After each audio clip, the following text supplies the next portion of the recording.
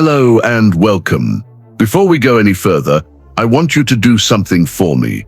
I want you to go down into the comments section right now and type these 4 simple words. I deserve financial peace. Go ahead, I'll wait.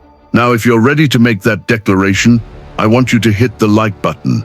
Let's make this a movement, a community of people who are ready to take control of their financial destiny. You're not just watching a video today, you're starting a new chapter. Look, I've been in the financial world for over 2 decades. I've seen it all. The highs, the lows, the how did that happen moments.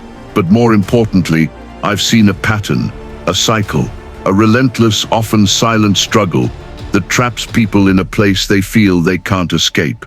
It's the cycle of poverty. And for too long, we've been told that escaping it has to be a brutal, endless battle. But what if it isn't? What if I told you there's a different way? A way to escape poverty without the relentless struggle you've been conditioned to expect. Today, we're going to talk about that way.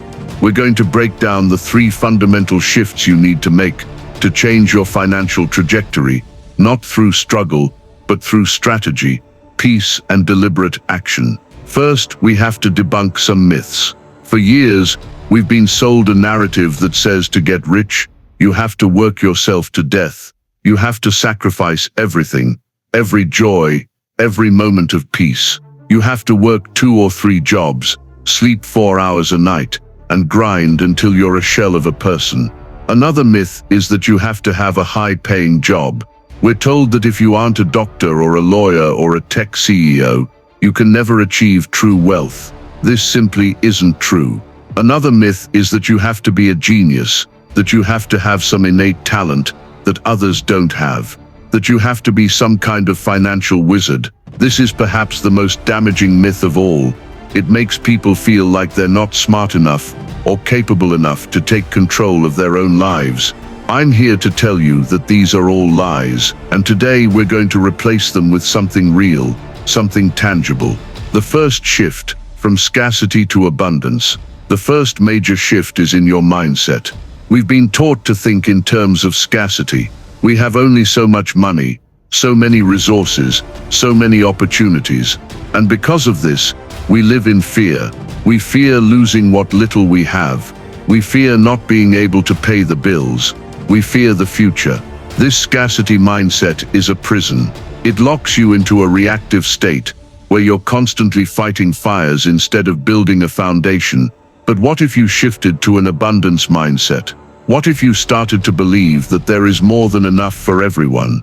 That money is a tool, not a limited resource. Andrew Carnegie, one of the wealthiest people in history, said, "The man who dies rich dies disgraced." He didn't mean that having money was bad. He meant that hoarding it and not using it to help others was a moral failure. He believed in the power of using his abundance to create more abundance for others. So, how do you make this shift? It starts with gratitude. Every single day, I want you to write down 3 things you are grateful for. It could be something as simple as the coffee you drank this morning, or the fact that you have a roof over your head.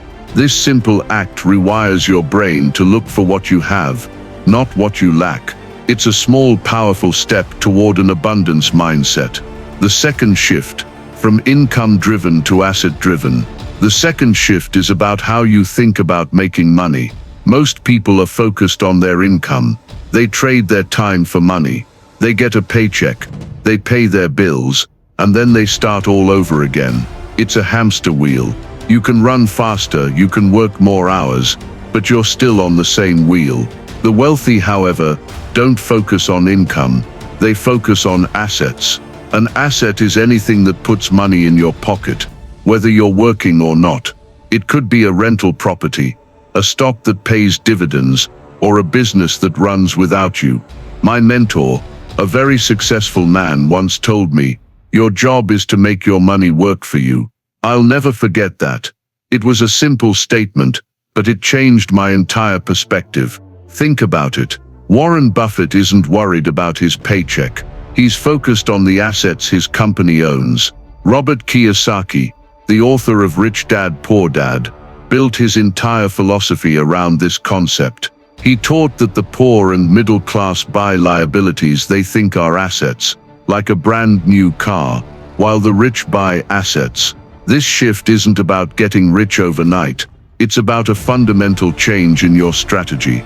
Instead of focusing on getting a bigger paycheck, start thinking about how you can acquire your first small asset. Maybe it's a few shares of a solid company. Maybe it's a small side hustle that you can automate. This is how you begin to build wealth without the constant struggle of trading your time for money. If you're getting value from this video and want to see more content like this, please hit the like button and smash the subscribe button. It means the world to me, and it really helps the channel grow. I'm on a mission to hit 100,000 subscribers, and with your support I know we can get there. Now that you've liked and subscribed, let's continue with our discussion. The third shift, from consumption to creation. The final shift is perhaps the most crucial. It's about moving from being a consumer to being a creator. Think about our society. We are constantly bombarded with messages to buy, buy, buy. We're told that happiness can be found in the latest phone, the newest car, or the trendiest clothes. This is a trap. It keeps you in debt and keeps you from building real wealth. Instead of asking, "What can I buy?" I want you to start asking, "What can I create?" This doesn't mean you have to start a multi-million-dollar company tomorrow. It could be something as simple as creating a budget that actually works for you. Or maybe it's creating a side hustle that turns your hobby into a small stream of income. The point is to shift your focus from taking to giving, from consuming to creating. Jack Ma, the founder of Alibaba, said, "When we are young, we have to create. If we have to wait, we'll wait forever." He understood that the power lies in building, not just in buying. This is the path to true financial freedom. It's a path built on your unique skills, your unique perspective, and your unique ability to create value for the world. So, where do you start? You start small. You start today. Take out a piece of paper and write down your 3 gratitude items. Think of one small thing you can do this week to acquire your first asset. Brainstorm one thing you can create, whether it's a simple budget or a small side project. This isn't about being perfect. This is about being deliberate.